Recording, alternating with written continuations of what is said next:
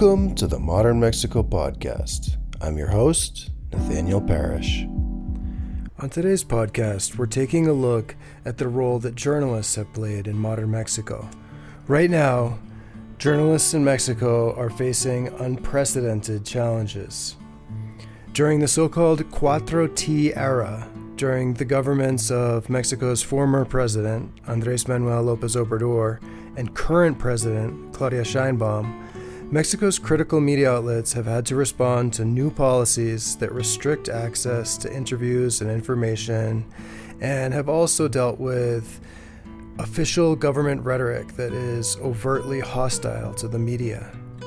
As organized crime activity and violence have surged to unprecedented levels, journalists in Mexico have faced new threats and violence from criminals and politicians.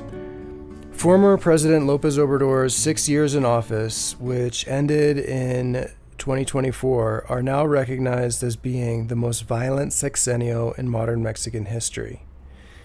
In total, an astounding 47 journalists were killed during Lopez Obrador's time in office. On today's podcast, we're taking a look at the development of Mexico's independent media outlets during the 21st century, and also looking at the current challenges that journalists in Mexico are confronting. On today's podcast, we're speaking to Andrew Paxman, a historian and professor at Mexico's CIDE University, who recently published a new book called MEXICAN WATCHDOGS: The Rise of a Critical Press Since the 1980s. Hi, Andrew. Welcome to the podcast. Thank you, Nate. It's a pleasure to be here. I wanted to start off by taking a trip back into Mexico's recent history and ask, what's one word that you would pick to describe the media ecosystem in Mexico when you first started working here as a journalist? Well, I started working in Mexican journalism in 1991, and I would say the single word that most aptly describes the Mexican press at that time would be submissive, although I would qualify that by saying submissive but evolving. So there had been a slight opening in the Mexican press, a slight departure from its traditional deferential attitude towards the government, which dates back to, well, forever, really. At least the Mexican Revolution, arguably since the 19th century. A tradition marked by massive subsidizing of the press by the authorities. And so that, you might call it a kind of interdependent relationship between the press and the presidency, was something that helped sustain the Institutional Revolutionary Party in power for 71 uninterrupted years between 1929 and 2000. And so I entered journalism towards the end of that period, in the last decade of that 71-year rule. And by that time, there had emerged several media, typically on the left, although not always, that were willing to hold power to account. And there are a number of watershed moments in the history of the press. And one of them was 1976, when an editor called Julio Scherer left Excelsior under duress. He was basically thrown out by government-hired thugs. And this was, he had been opening the pages of the newspaper, particularly the inside pages, to columnists critical of the then president. And in the president's final year, this is Luis Echeverria we're talking about, he engineered a coup against the management of Excelsior, and Scherer left and 200 journalists quit with him. A few of them, a minority of them, joined him in founding a news magazine called Proceso, which for at least a quarter century was the main magazine that was publishing critical journalism. And many others, a year later, in 1977, founded a daily paper called Uno Más Uno, which was quite critical, left-wing, sympathized with insurgent movements in Central America. And it was also a paper, ironically, that was subsidized by the state, but it was subsidized by a particular member of the cabinet who was a cabinet liberal and wanted to see the ruling party open spaces or concede spaces to the political opposition so that Mexico begin to democratize in electoral terms. It's important to note that the PRI that ruled Mexico for 71 years was not a monolithic party. It had its traditional revolutionary nationalists, it had its neoliberals, it had its modernizers, and so one of these modernizers backed this newspaper with subsidies. And this paper, Uno Más Uno, for a number of years was Mexico's most important and critical newspaper.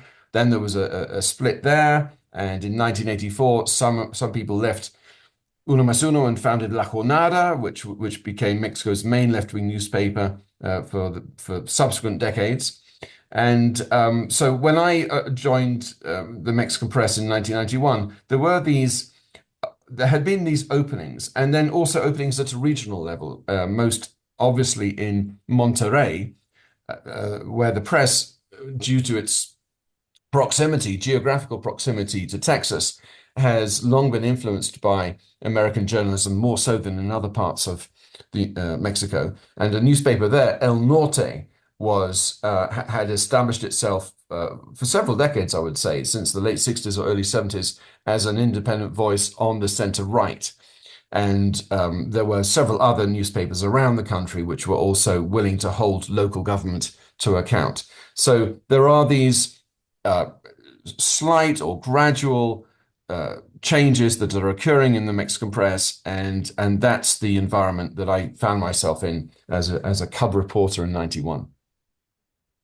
Okay, interesting. And I know that in the book you document the stories of so many fascinating characters, but I'm wondering if there is any one person who really stands out as being particularly interesting or impactful.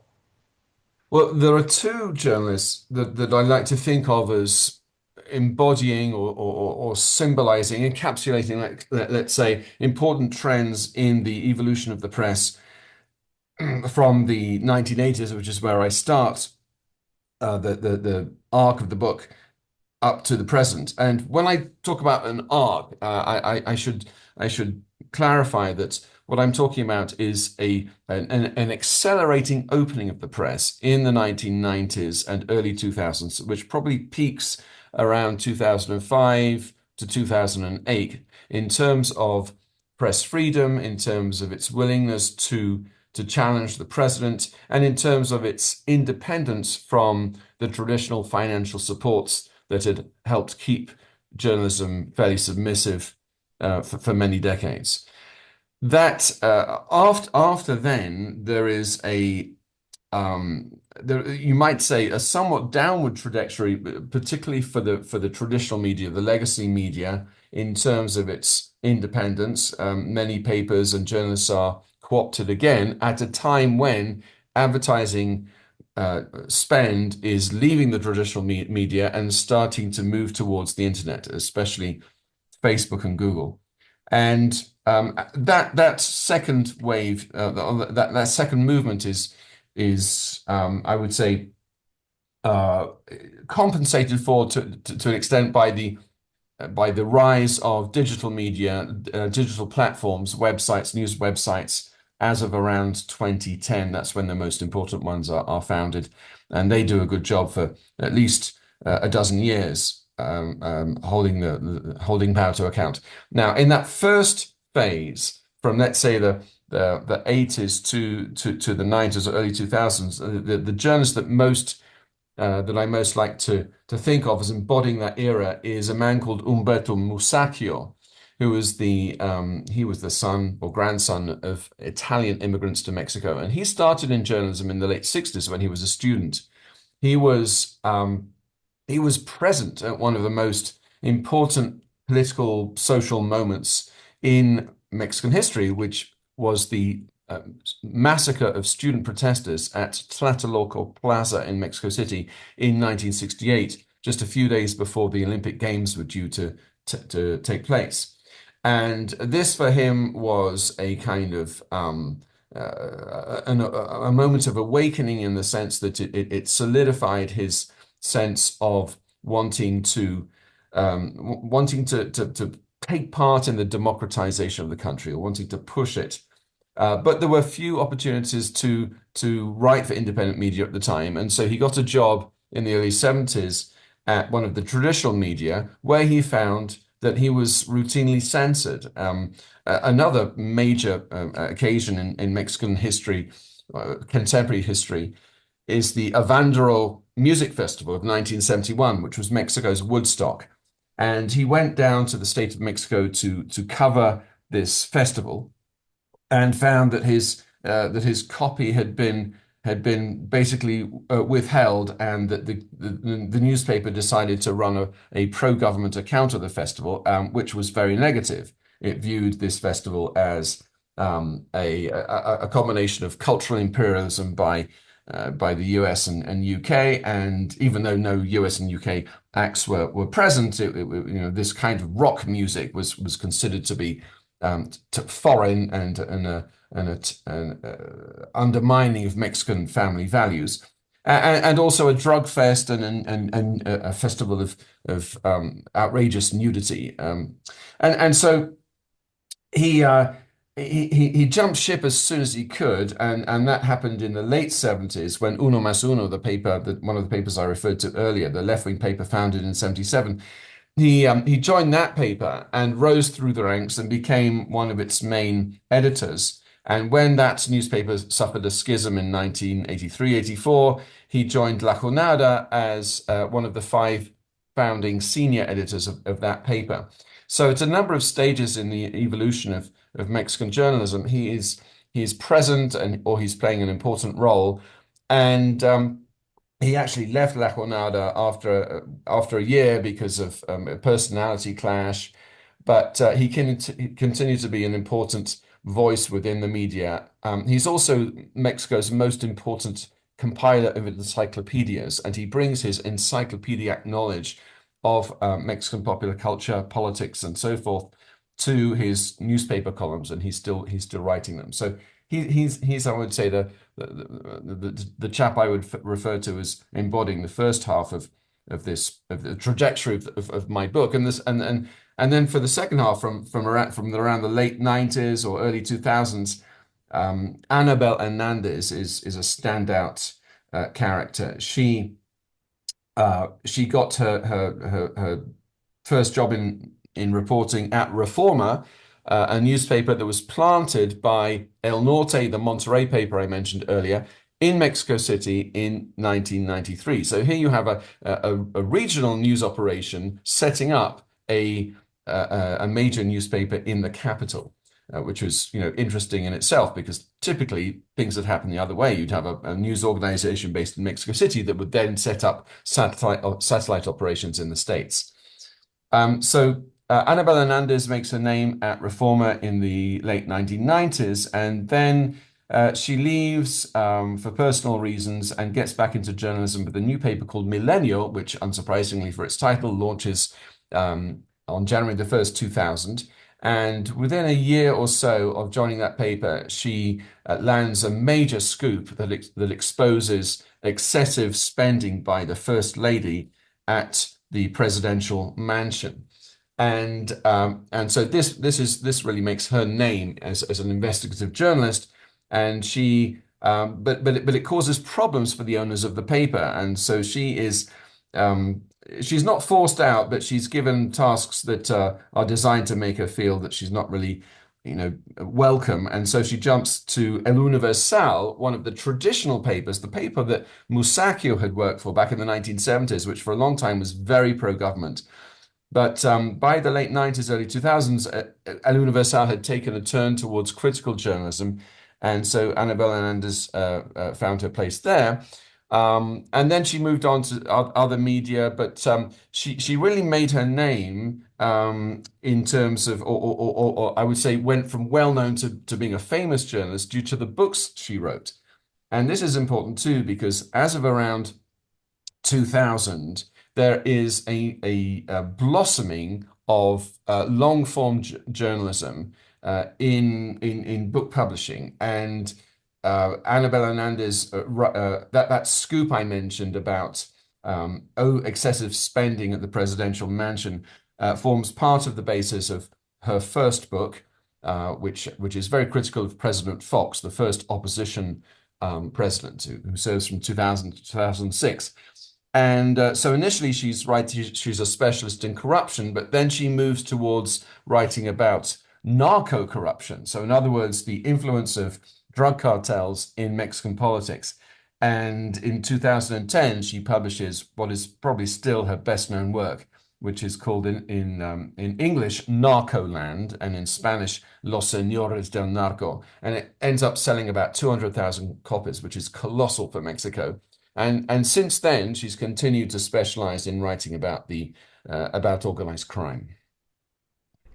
So it's interesting to me that you mention Umberto Musacchio, because he is definitely one of the characters that I most enjoyed reading about as I went through your book.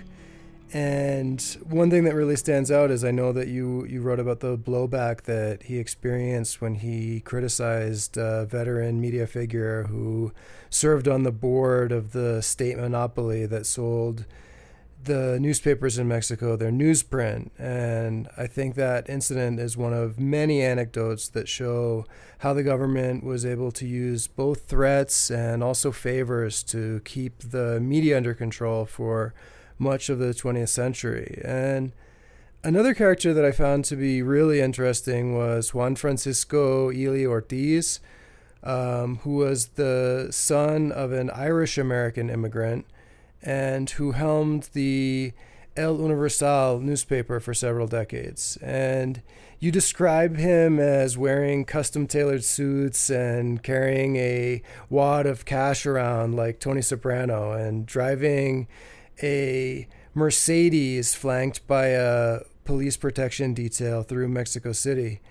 And I think that during the second half of the 20th century, when Mexico was effectively a single-party state, Ely really found a way to become wealthy in his own right and also build up El Universal by publishing government-friendly propaganda and developing a cozy and sycophantic relationship with politicians. And paradoxically, you also document how Ely also helped develop the careers of many of Mexico's top journalists, and he also perhaps inspired people to look for new ways to publish more critical and more independent views.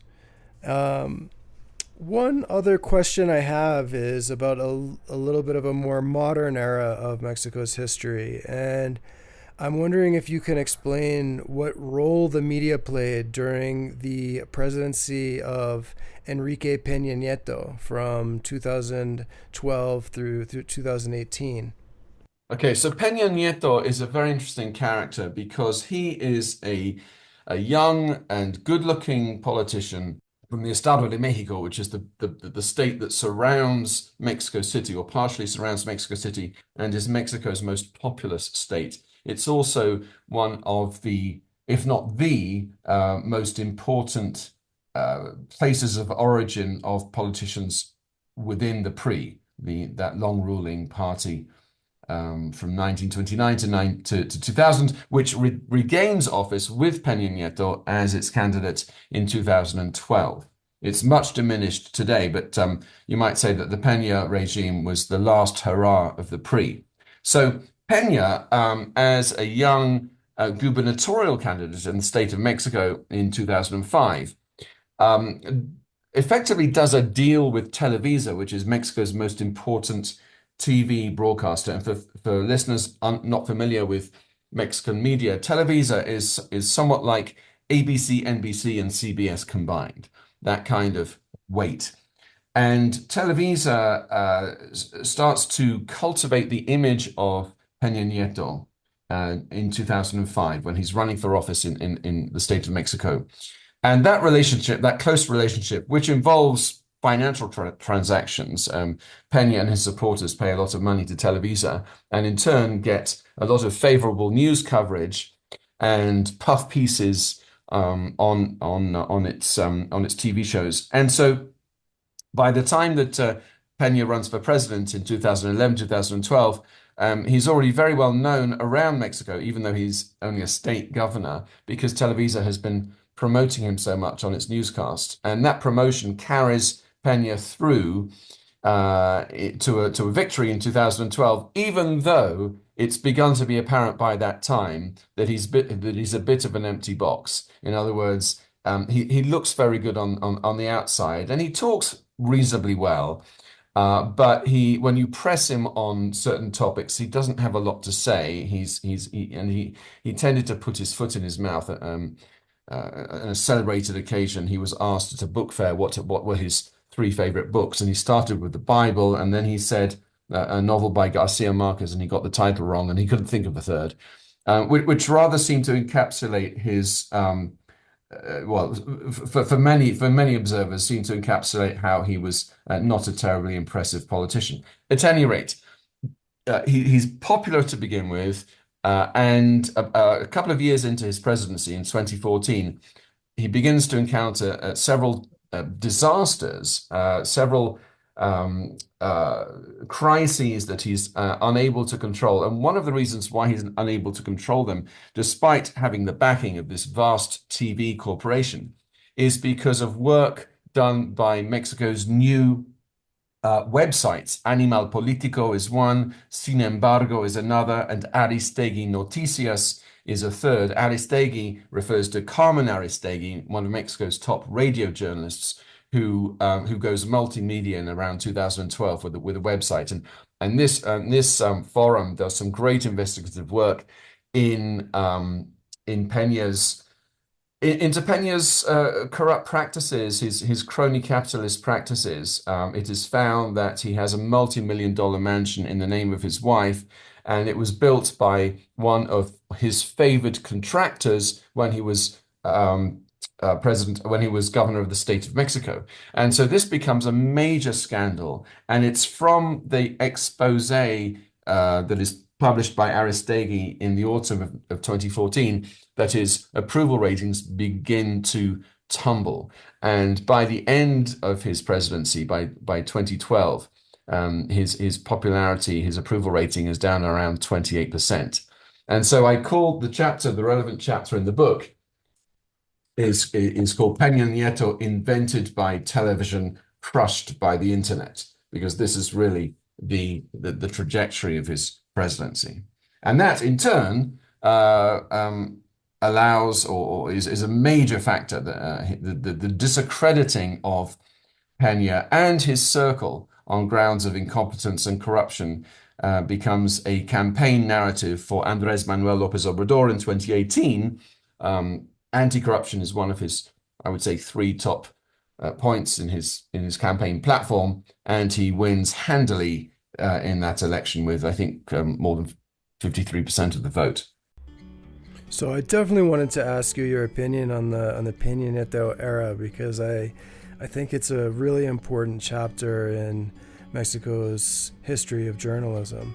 And I actually moved to Mexico in 2012 during Peña Nieto's campaign to win the presidency. And during the first few years of the Peña Nieto era, I attended social protests, and I often saw this real sense of optimism about the role of critical, independent digital media outlets such as Animal Político, and also optimism about the power of social media to connect people and enhance and strengthen democratic accountability. And I think that overall, during the Peña Nieto sexenio, we saw a lot of really phenomenal critical journalism in Mexico. And I absolutely think that that journalism led to a lot of awareness in society about the extent of the problems with violence in Mexico, and also about ongoing issues with corruption and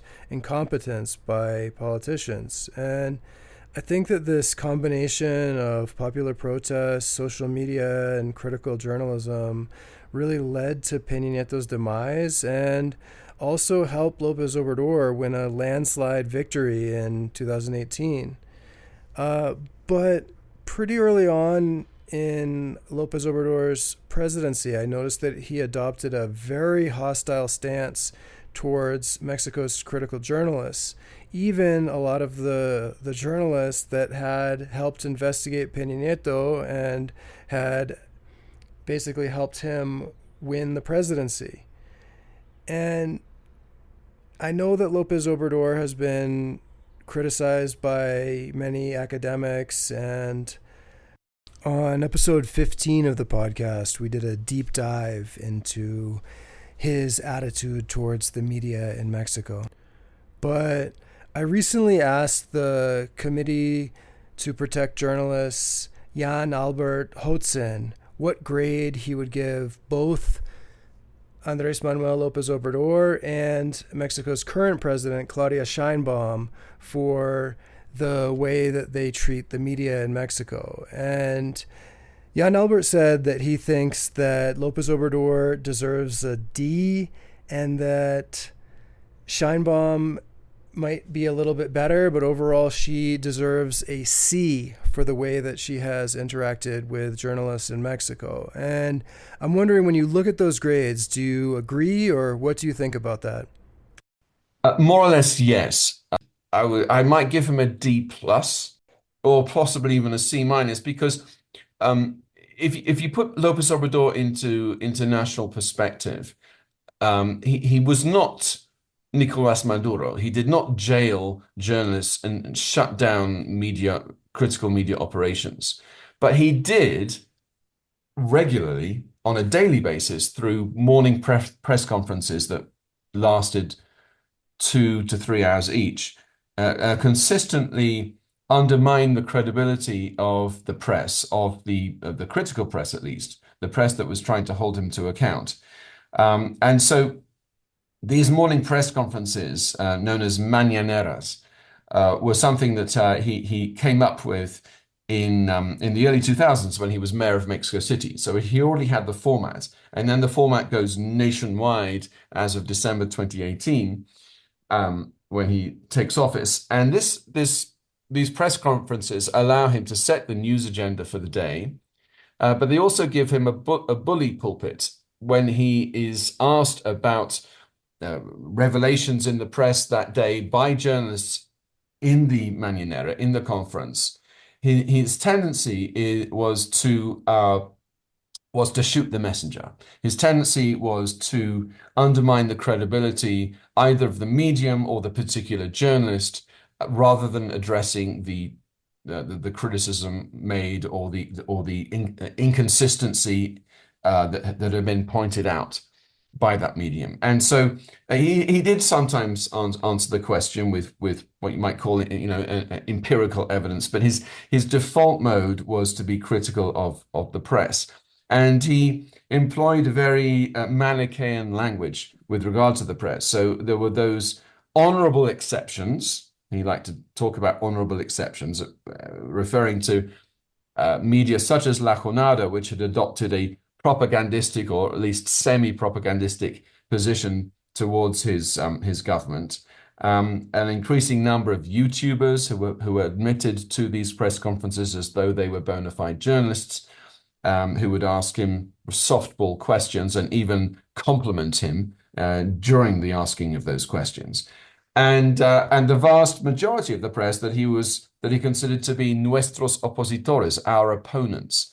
And he came up during the course of his 6-year presidency with a whole number of insults. He's been described as a master of the insult. And so he would deride journalists as not only as opponents, but as fifi, which is kind of like saying posh, or conservative, or chayoteros, which means sold out, bribe taking. He even at one point referred to the press as the mob, el hampa del periodismo, the mob of journalism, as though they were mafiosos, and this kind of denigrating language unfortunately resonated with much of the Mexican public, because it was true that for most of the 20th century, Mexican journalists, most of them, were on the take. They were writing for heavily subsidized publications, and if they were beat reporters covering the presidency or some government department or other, they would, on a fortnightly basis, receive a cash-filled envelope from the source that they were covering, from the minister or the presidency. And so chayotero, bribe taking, became a sort of a standard view of the majority of the press. And so when AMLO, Lopez Obrador, used this term, and when it was then or thereafter very quickly amplified through his social media echo chamber. In other words, the influencers and YouTubers that were hanging on his every word and amping up his political message online. The public trust in the press took a great hit. And as I think you know, there is a Reuters report. The Reuters Institute at the University of Oxford does an annual report on the state of the press around the world. And when it comes to and it includes Mexico, it has included Mexico in this report for about 15 years. And one of the questions they look at is public trust in the media. And over the last 7 or 8 years since Lopez Obrador took office, trust in the media has declined. So this is very unhelpful for Mexican democracy. So I definitely think that Lopez Obrador deserves a low grade for the way that he dealt with the media in Mexico. But I also think that we need to turn a critical eye to Claudia Sheinbaum.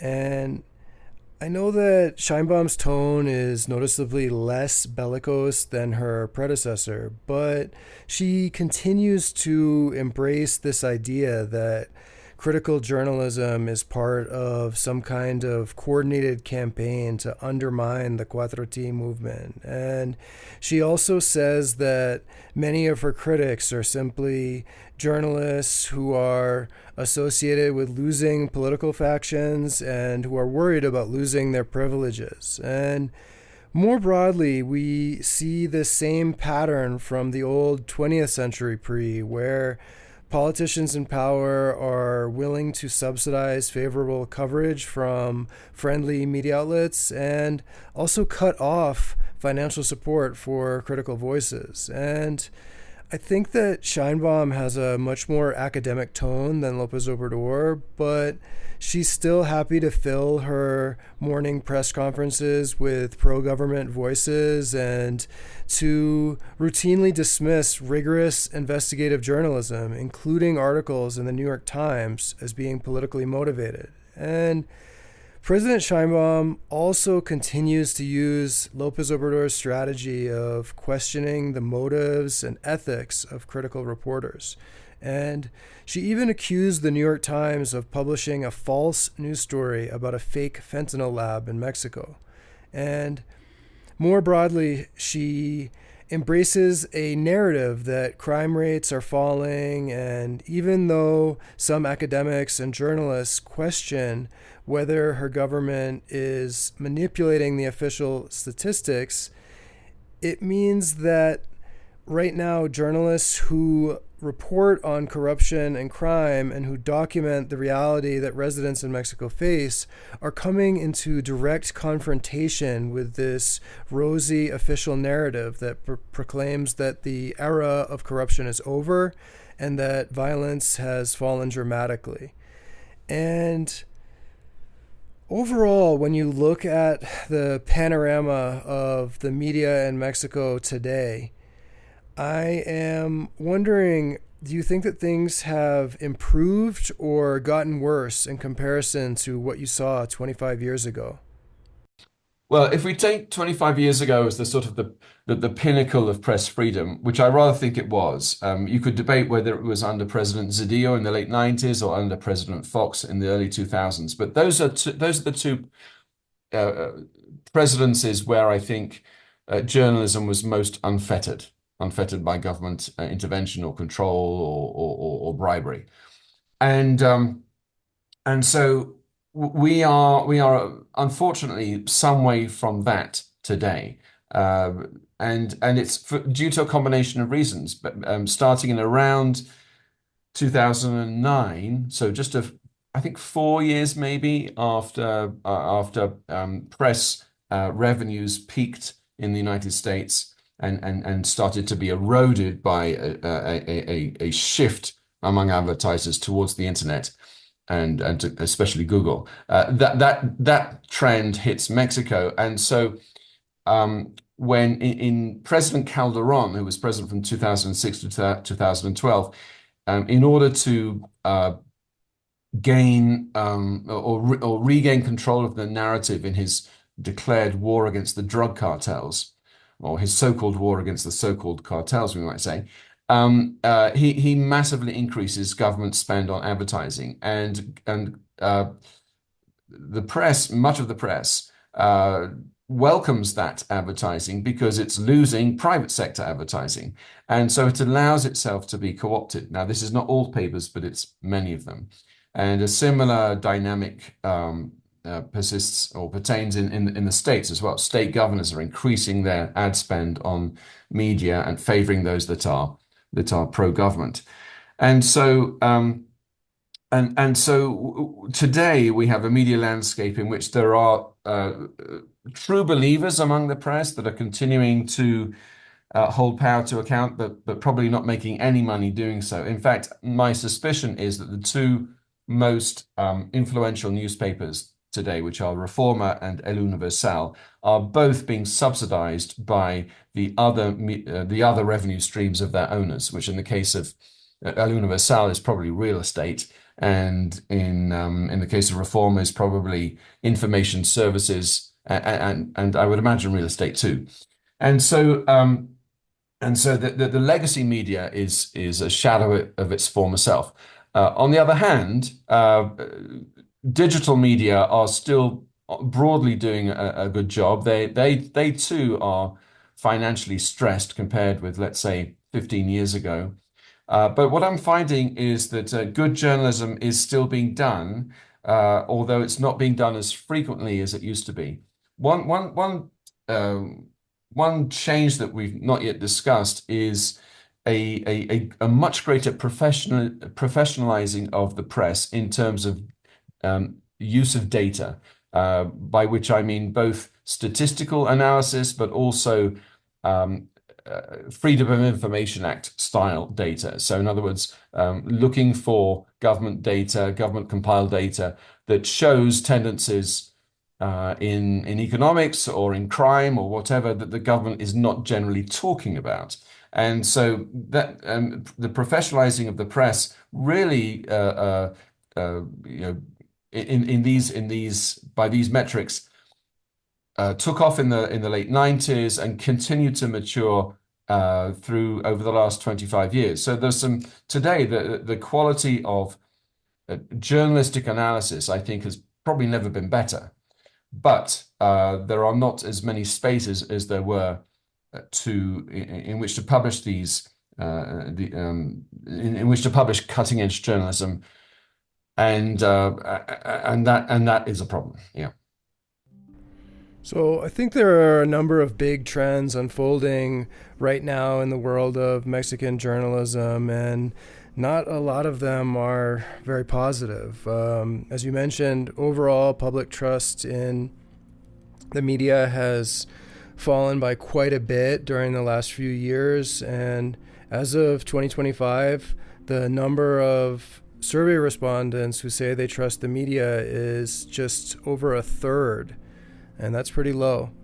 And overall, we're seeing significant declines in consumption of print media and a shift towards online content, but I also think that the content that people are consuming is not necessarily news. In 2017, for instance, over half of survey respondents reported to reading a print newspaper or magazine, and that number has dropped to just 17%, meaning that 4 out of every 5 of the people surveyed no longer read print media. And On the other hand, around 3/4 of survey respondents say they do use YouTube, but only 1/3 of respondents use YouTube to follow the news. And furthermore, only around 15% of people say they use Twitter for following the news. And some of these trends seem to be global. There's definitely been a shift towards public consumption of content on online platforms and messaging apps that is more geared towards entertainment, memes, and short video than any type of serious news content. And I also think we have to take into account the fact that the decline in the relevance of Twitter could also have something to do with the shift in the platform since the Elon Musk takeover, and maybe a decline in the frequency of posts by many Mexican journalists and academics. Overall, it does seem like compared to 4 or 5 years ago, Twitter has really declined in its importance as being a place for discussing current events and news stories in Mexico.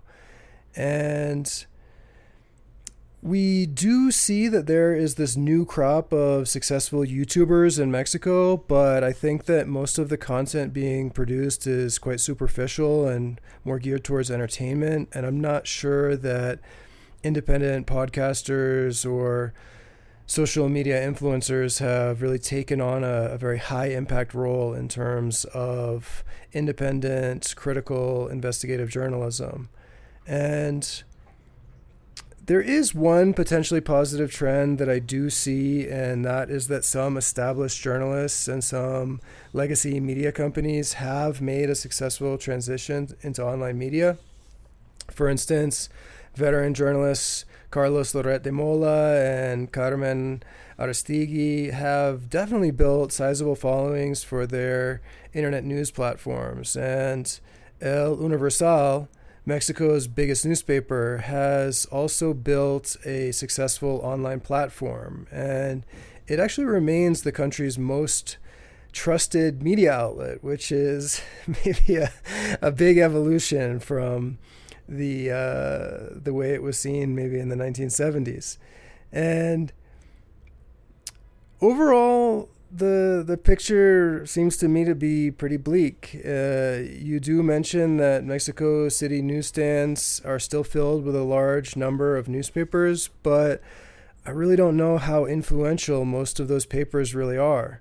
And you also talked about how business groups continue to publish newspapers as part of their broader strategy to wield political influence and to protect their business interests. But I don't know how many people are actually reading and sharing and talking about the articles and opinion columns in many of these smaller papers. And I do think that one side effect of this incredibly polarized and hostile media environment in Mexico is that many people might just be growing weary of trying to wade through all the accusations of fake news and false propaganda, and they might just prefer the vapid distraction of non-news social media content. And that's also a trend that we probably see happening in many other countries around the world too.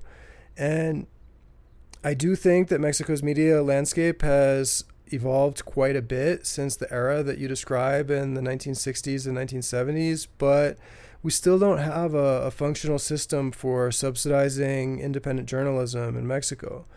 And I definitely think there are a number of small and very ambitious digital news projects in different parts of Mexico, but overall, journalism continues to be a very tough business in Mexico. And your book tells the story of so many inspiring and fascinating media figures, but even though I greatly enjoyed reading it, it also made me feel a little bit sad that the fact that some of that optimism that we saw in Mexico about the future of democracy and the role of the media within a democratic society, it might be starting to fade just 2.5 decades into Mexico's modern democratic era. And I just want to say again how much I enjoyed reading your book. And I want to say thanks so much for joining us on the Modern Mexico podcast. It's been a real pleasure, Nate. And I do want to encourage your listeners to think of my book, Mexican Watchdogs, as a narrative guide to Mexico's press and to Mexico's democratization. We've talked today in very analytical terms, but this is a book of stories. It's stories of journalists, great journalists, but also some sold out journalists. It's a story of the Mexican media, and it's a story of how Mexico has democratized over the last 40 years, but done so in what we might call a stop-start fashion. So thank you very much. Thank you, Nate. Thank you for this opportunity. I wanted to take a short break to remind listeners that I'm always interested in connecting with executives and entrepreneurs who are trying to understand modern Mexico. I'm available to provide custom briefings on politics, public policy issues, and security problems in different parts of Mexico. So if you're interested in speaking to me, please don't hesitate to reach out. If you like what you heard on the podcast today, check out my book, Searching for Modern Mexico, which is available on Amazon. The next episode of the podcast is coming soon. Until then, hasta luego, amigos.